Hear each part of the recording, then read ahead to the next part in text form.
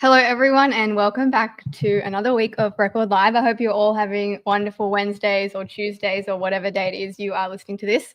But yeah, Jared and I are excited to be back. We have an exciting topic lined up.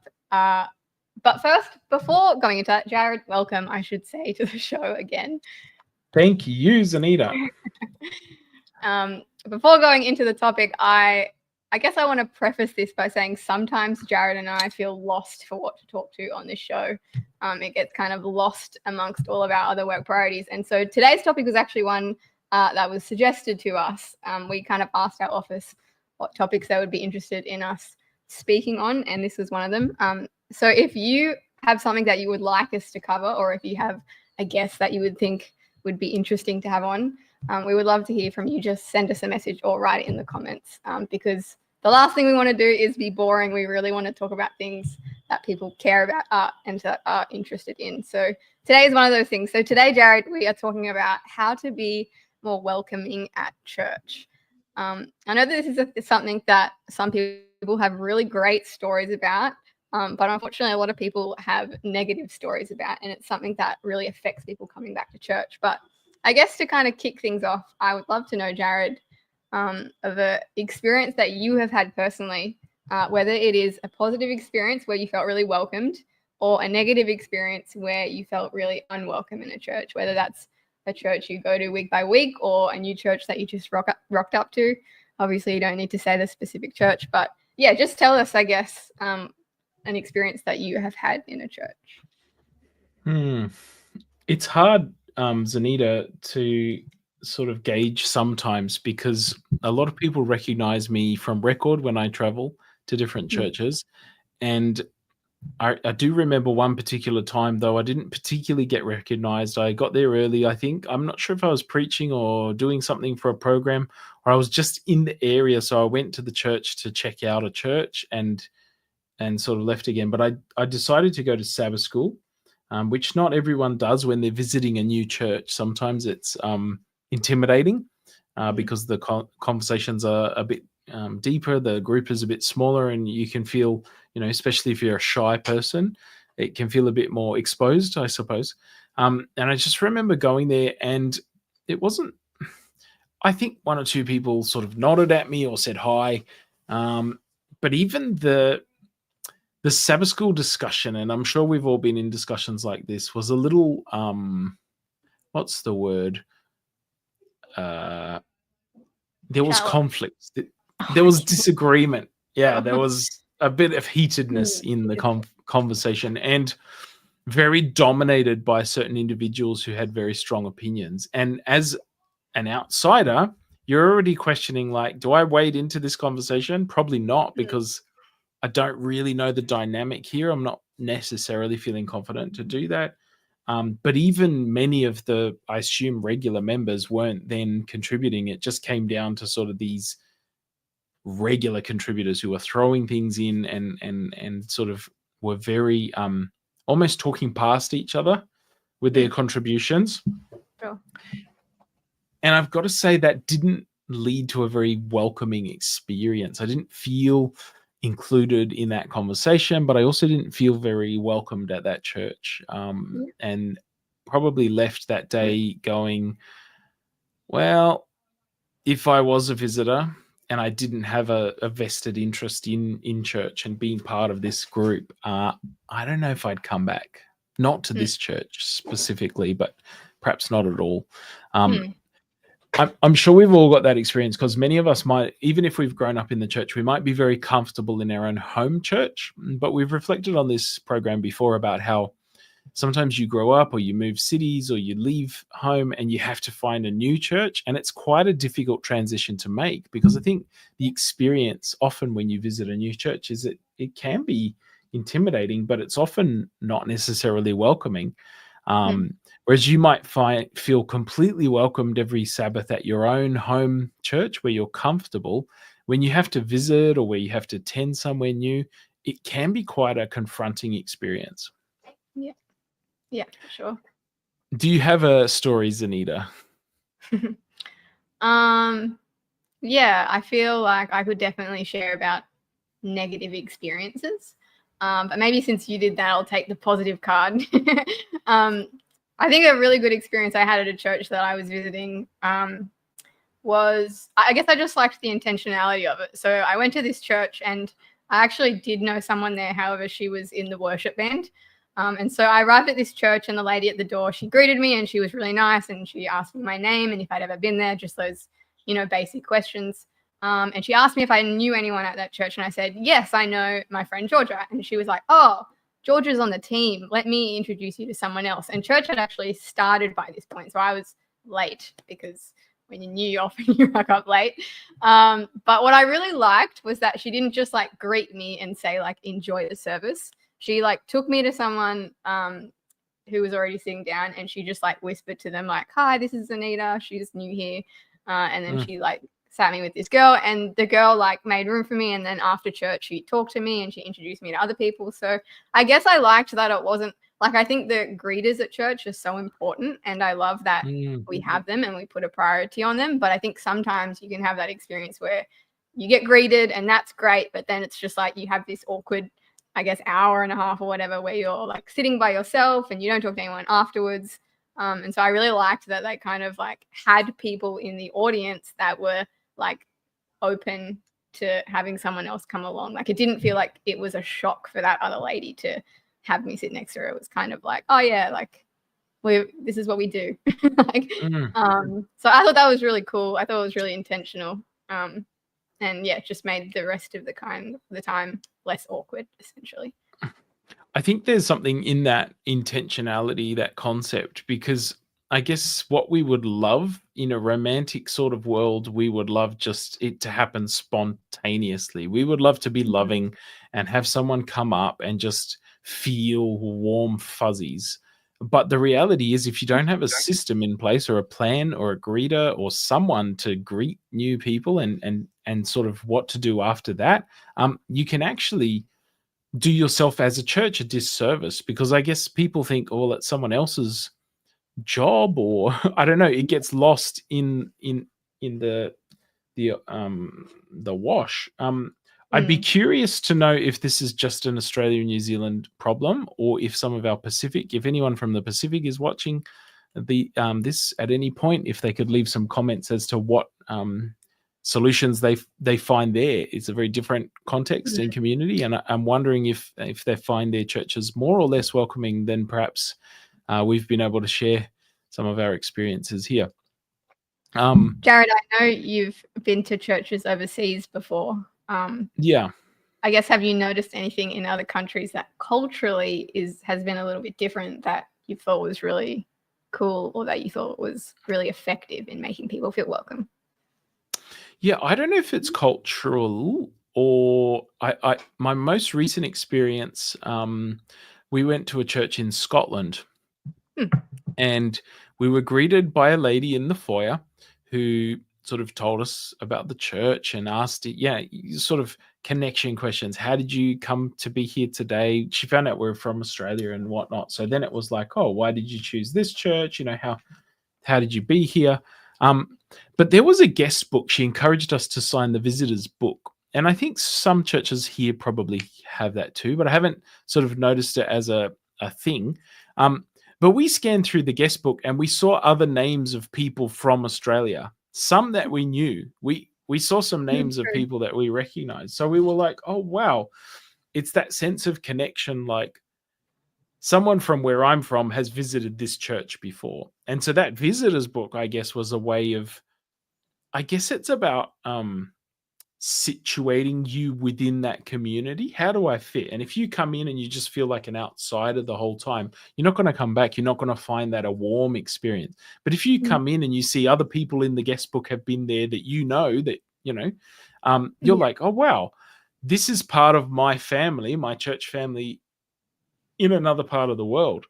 They had a church lunch, which I always think is a good way to build community, and they were very sort of forthcoming in inviting us to stay for that lunch. It was just soup and buns. They had regulations from the council. They couldn't do certain things in their kitchen, and there were specific rules, so it had to be very simple. But every week, or most weeks, I think they try and do soup and buns, just so that if someone rocks up, they have the opportunity to be fed and have that fellowship time after the service. So I think those are a couple of recent examples of, again, something that's been done intentionally. The visitor book is an intentional thing to have there. You could have a visitor book without getting anyone to fill it out too, but the fact that she pointed our attention to it was like, hey, you're here from Australia, please sign our visitor book. We want you to record your visit here. And so we left a little note, thanks to the church, whatever. And I can imagine some Australian tourists down the track might see our names there and feel that, hey, we know that name, we've got a connection there, and feel connected to that church. So that was a really neat experience. But again, the intentionality of having the visitors' lunch, having the visitors' book, it just sets your church up to be welcoming. Yeah, cool. I love that. I read a study once which I found really interesting, and it was saying it surveyed church members first, and it was like, how welcoming do you think your church is? And most of the members replied saying, we love our church, we think it's the best, we think it's super friendly and welcoming. But then they actually surveyed guests who came in, and guests often, irrespective of what church it was, because apparently a lot of churches are pretty poor at this, the guests would say, we didn't find that unfriendly, which I think is interesting, because I think when you're a member of a church, over time you do build those connections, and so you feel like it's friendly and you have a lot of really good connections and people say hello to you, but that's not necessarily the experience that other people have when they come into a church. So I don't know, I guess that's not necessarily a question, but I guess it's like an invitation for churches. I think it's a good idea to kind of like be asking or be like investigating how people experience your church when you come in, because it can be like a bit of a perception chasm going on. And there's a natural church development study that's quite often used by churches. It's a tool, it's a survey that the church can take. And unfortunately, the category of loving relationships, and I would term that as what we're talking about today, feeling welcome at church. Whether you stay there for a long time or you're just visiting, you should be able to feel the loving relationships in a church. And that score, the score for loving relationships, is consistently low for Adventist churches. It's many churches outside of our denomination as well, I believe, but specifically for Adventist churches as well, we come out at the bottom on that score. And it's been this way for a long time, and people are having trouble fixing it, addressing that as a problem. So statistically, there's a measure that we can say, actually, we're struggling in this area. How can we deal with this? Recently at the General Conference, at the annual council, Dr. David Trim gave a presentation. He said there were 1.4 million new members that joined the church in 2023, I think it was, last calendar year. But 800,000 left. Not through death. Not through death. So these were those that left and are still alive potentially. I wonder if it has something to do with how welcoming our churches are. We often hear that people don't leave because of the theology. And on those NCD scores, our church, the message is often scored highly. The evangelistic outreach and stuff like that is scored highly. It's the loving relationships that suffer. And a lot of exit surveys, as much data as we can get, find that it's a problem with people. Other people did this and didn't do that, and now there's some personal responsibility to take there, but I think churches can be very difficult places to find a space to belong in, to feel welcome in. It's easy to fall into a clique at church and to become very comfortable and to only talk to the same people each week. But then new people get lost. And so I guess the question we're asking today is how we address that. How do we become more welcoming? Yeah, I guess one of the barriers to this, I had this conversation with a man from my church a few months ago. So he was young male, maybe mid-30s, had a child, had a wife, and he was kind of saying like he goes to church. Well, not even church, just his life in general is really busy, which I'm sure a lot of people can relate to. Like he worked a full-time job, he had kids like yourself, Jared, he had a wife like yourself.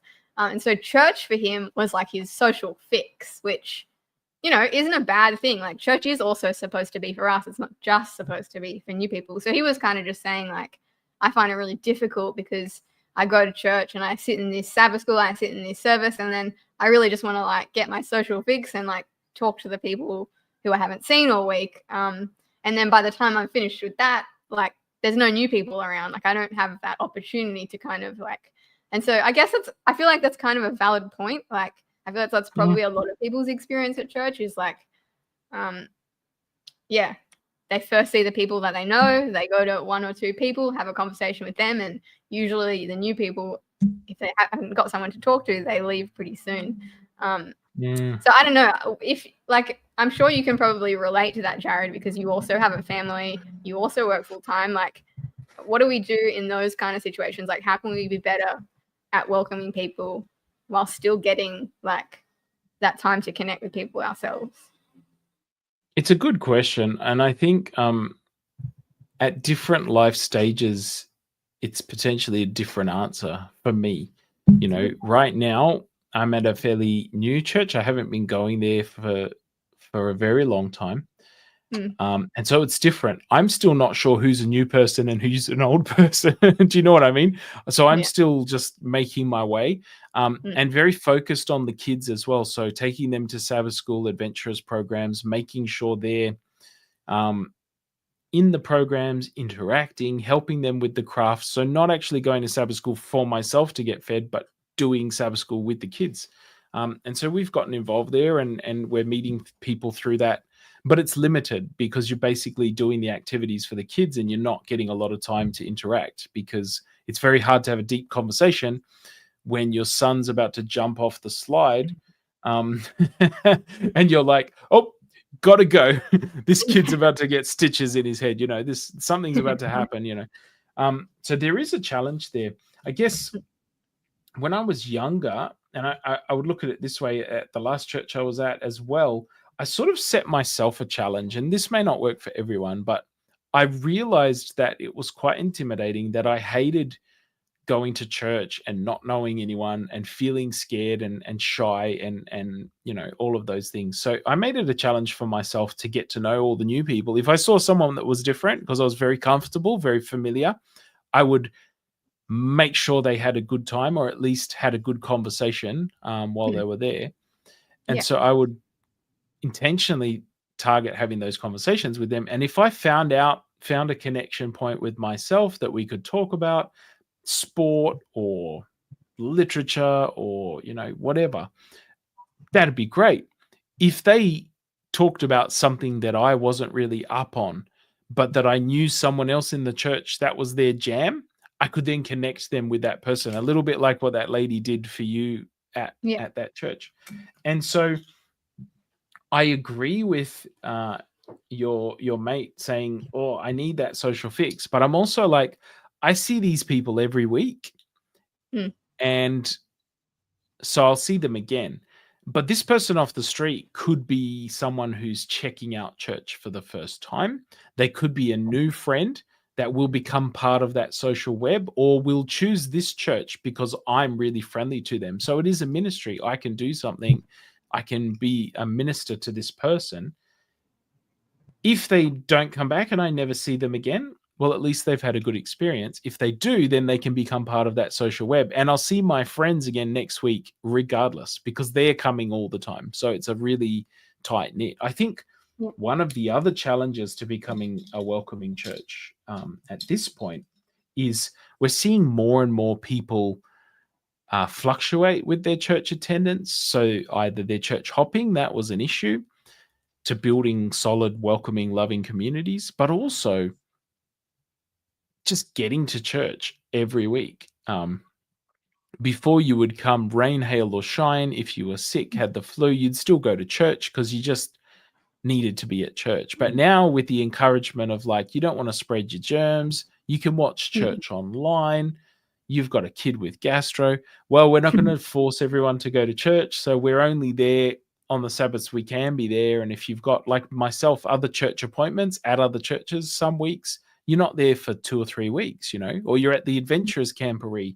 And so you are at a church event, but you're not at your local church. And so you see people sometimes once a month, sometimes less. And it can become actually quite challenging to build those relationships, to get your social fix, like your friend was talking about. But I look at it like, if you've got cell groups or if you've got social things going on during the week, if you can have anything like that, that's great. And you can see those people every week. But this person, you might be able to impact them for eternity, and you might only see them that one time. So you've got to make an effort. That's how I challenged myself to do it. Don't always get it right, but I think, if we're more intentional about targeting new people in our churches and making them feel warm, making them feel welcome, I think our churches it'll help them grow, because we'll keep people that come visit rather than losing them sort of out the back door. Yeah, I love that. I love that young Jared made an effort to talk to someone you didn't know. Yeah, it's good. It's awesome. I think, and it was uncomfortable for me, Zenita. I will say that as well. I wasn't a super extroverted person when I was younger, and so it was actually an effort to do that. But I felt like it was important, and I felt like it was a ministry I could contribute to, and so I made myself do that. And I think, I still try to be that person, although at a new church with new, as I said, I don't know who's new and who's not, so it's a little harder to have those conversations. I think that's the reality, is that it's likely always going to be uncomfortable to go up to someone new and to start a conversation, like, unless you're an extreme extrovert who just like froths on it. But even I'm an extrovert, and I still kind of have to like force myself to do it, because it's more uncomfortable than just talking to someone like, you never know how people are going to respond, or if they're going to be like, I've been here for 10 years. like you just don't know what you're going to get. But I think it's like, chances are it's going to be less awkward for you to go and introduce yourself than it is for someone to just sit in a chair and not have anyone talk to them, and to be kind of looking around or like pretending they're doing something on their phone. Like, it's always going to be less awkward for you. So I think it's like, just kind of like take the initiative if you come across it. It's also fun to be that person at a church you're visiting for the first time. So sometimes you can tell new people that look uncomfortable because they've never been there before. And so you make them feel welcome, have a great conversation, and you actually do find that you gravitate to other visitors sometimes because they're new, you're new, and you can have some really good relationships. And that's not actually a bad thing, because when you travel, we've had this, and not necessarily at church straight, but at events or church related things where we've met people, and then we happen to be their part of the world. We've got a friend, we've got a contact, a connection on social media that we can drop in on, and they can make us feel welcome, or they can connect with us in that sense. So sometimes it's fun actually to welcome people to other churches that aren't your churches, but just to have good conversations. And if they're a regular, you take, sitting in the corner sometimes will make you have a bad experience. But if you try to build a connection with someone, you might actually enjoy visiting that church, because you get to know some people on a bit of a deeper level. Yeah, totally. I like that. I know that's something else that has been really helpful in my experience is I was part of a church plan a few years ago, and something that they did was they actually got like a counselor come in, and he did like a few workshops with like our team, and it was specifically on how to be welcoming and how to be loving to people who come to your church who may have just walked off from the street, or might look a little bit like funny, or might be on drugs, or like might have just come and have like really big problems and just kind of like load them onto you. Because that is something that I guess we see in churches, is you do get those people come in who are really struggling, who are on drugs, who are on the streets, like whatever. And I think it's like it's not always that difficult. Well, it is, but it's not as difficult to talk to someone who, you know, is from another church and is visiting. But I feel like it's another level of difficulty walking to someone who doesn't have that experience in a church, who isn't part of another church, who maybe has come to church for the first time, because it's like we don't know how to have those conversations. Like if someone openly just says like, I'm really struggling, or like whatever, I feel like a lot of the times we just like divert the conversation or we just bail, because it's like we don't know what to do in those situations. Like we're not used to having those kinds of conversations. And so I don't know if that's an option for people to like get someone in to talk about that or to help them with that. But I think like it was a really good idea for our church, and it made us a lot more comfortable to people who did come in with like other issues. It comes back to that word intentionality, I think. And like, I know the church I'm currently attending, they have greeters that stand in the car park and wave signs, welcome to church. They wave at you and they talk to you. Some people might think that's corny, right? But it does show some intentionality. And you'll hear the stats about people who drive to a church car park and don't ever get out of their car because they're like, or anecdotes. You hear about people, they're like, oh, I couldn't get out of the car. You know, I drove to the church, or I drove past it and I sat there and I just couldn't come in. And that, having someone in the car park waving a sign welcoming you to church is sort of some churches I know do that as a solution maybe to that, but also just to show that love from the very first time you step towards the church. Like you're still making your way there and you've been greeted already, and then another person at the door greeting you or showing you where the seats are, or that sort of thing. So I think again, that's like, if people have been trained, if they're on a team, or if their spiritual gift is hospitality or extrovertedness, you know, that should be channeled positively. Like the people that are greeting you should want to be doing that, not they're doing it because no one else has been assigned to it, and they've got a scowl on their face and they're the only person to do that. Like intentionally getting more people involved and seeing it as a ministry, not just as something that'll happen spontaneously, I think is a really positive thing. And what you've said is a great idea. You know, get someone in to talk about it, to train people on it, to give them tips and tricks, because then they'll feel more confident. They'll feel empowered. Like, I can handle this conversation no matter how it turns out, because someone gave me some training, some thoughts on this. Awesome. Well, Jared, we've got a comment. We've got a great comment from David on YouTube here. Hello there, such a nice topic. Addressing the newcomers to the church is a good idea, but I had a few incidents where the visitors wanted to be inconspicuous. They just want to feel the experience. I know that people can become uncomfortable in icebreakers sometimes, or if they make you stand up because the welcome person is like, who's a visitor here today? Please stand up, or put your hand up. And it helps other church members to know who's there for the first time, but it can be quite scary or quite intimidating if you're new and you just want to suss out the experience. Yeah. He also added, it's better to ask them whether they want to be addressed or not.